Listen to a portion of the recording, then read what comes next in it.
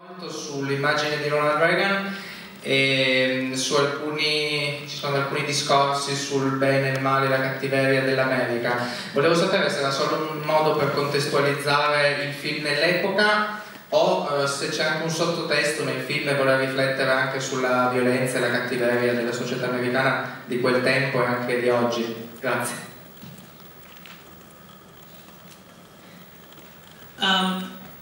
Well, the use of Ronald Reagan was something that, frankly, came from my remembering of growing up at that time. And I started thinking, the answer to your question is sort of both. That, on the one hand, it was contextualization. That was what was going on. But in particular, what I was drawn to in the story was the way in which there is no sort of clear good and evil in the book. That this story has empathy for all of the characters, and they're all sort of forced into doing things that are evil, and yet you never lose sense of their humanity. And I thought about the story and how here was this little boy who gets bullied mercilessly day in and day out, and in the book he's so tormented by this that he literally has an obsession with serial killers.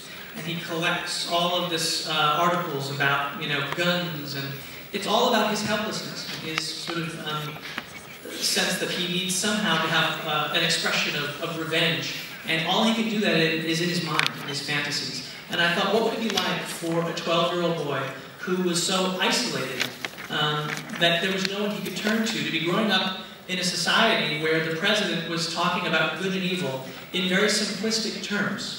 And that good was the American people, that we were fundamentally good, but that evil was out there, and it was others, it was the Soviets.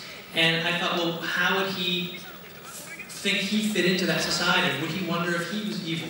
And it would probably make him have an even harder time to reach out to those around him, to his mother. And in the novel also, there's a lot of talk about the suburb